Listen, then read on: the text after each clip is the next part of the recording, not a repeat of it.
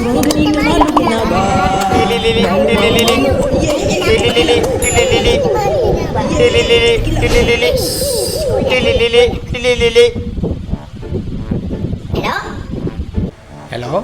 good morning.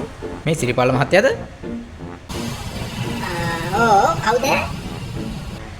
මම මේ කතා කරන්නේ ලංකා ගිනිපොලි බැංකුවෙන්. ඔබතුමාට මතකද ඔබතුමා ලෝන් එකක් අරන් තියනවා කියලා? මම ලෝන් එකක් අරන් තියනවද? ඉතින් මොකද වෙන්න ඕනේ? වෙන්න ඕනේ? මහත්තයාගේ වාරිකේ දාගන්න නැද්ද මහත්තයා ඔයා? හරි ඉතින් දාන්න ඉතින්.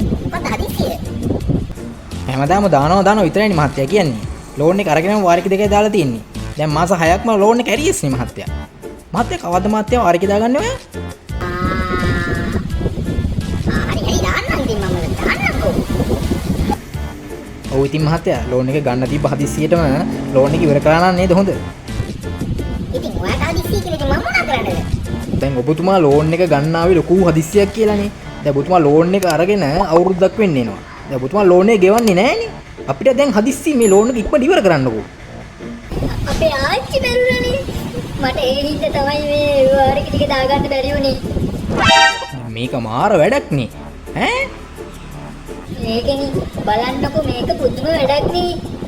යකෝ ඔබ දැන් ගිය මාසේ කිව්වා ආච්චි මැරුණා කියලා. ඊට කලින් මාසේ කිව්වා සීයා මැරුණා කියලා. ඊට කලින් මාසේ කිව්වා කිරි අත්තම්මා මැරුණා කියලා.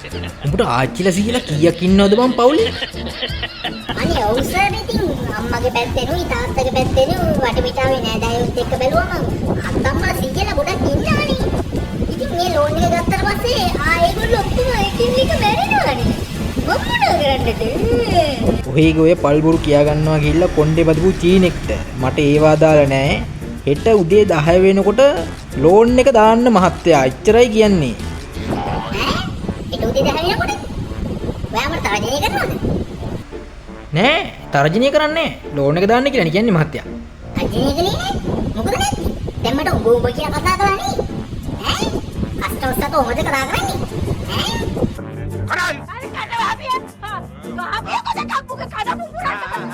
කරයි මම ඔබ කියලා කිව්වා නෑ. මම ඔබ කියලා කිව්වේ නෑ. ඔබතුමා කියලා කිව්වේ මම. ඔබතුමා කියලා කිව්වේ මම.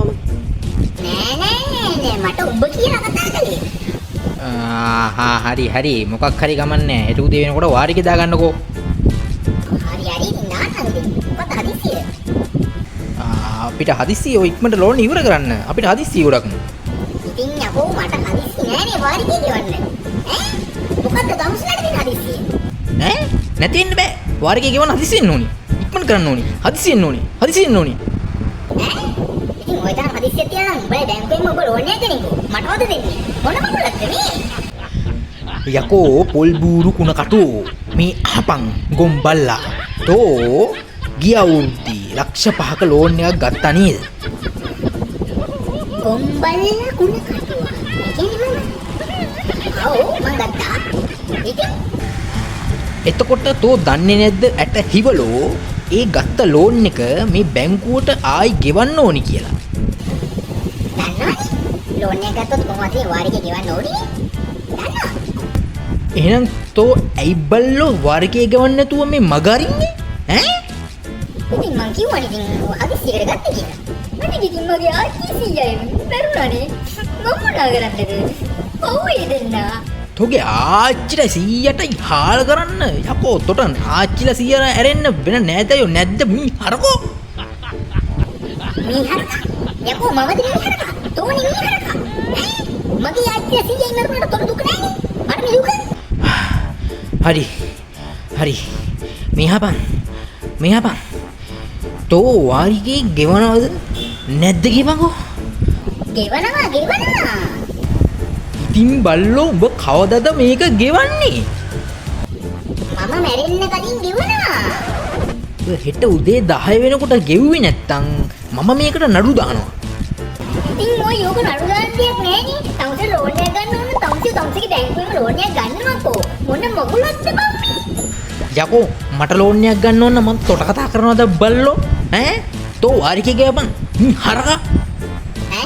මී හරකා? මටද මී හරකා කිව්වේ? කොම්වස්සා. මං ගෙවන්නේ ලෝන් එක. කො මොනවද කරන්නේ? තෝ දැනගනින් මං තොට නඩු දානවා. නඩු දාලා තෝ ජීවිත කාලෙට මං තෝ හිරේ යවනවා. ඉතින් යවමන්. මම එතකොට හිරේ ගිහිල්ලා ඔයාලගේ බතු සල්ලි වලින්ම පිනට කකා ආතලෙක ඉන්නවා. ණය ගෙවන්න ඕනිත් නෑ. ඒක මරු. තෝ මට හමු වුණොත් තෝ හොයාගන්න බැරි වෙන්න පේනේරෙන් හැලුවා වගේ කුඩු කරනවා දැනගනින්. ගොම් මිහරකා.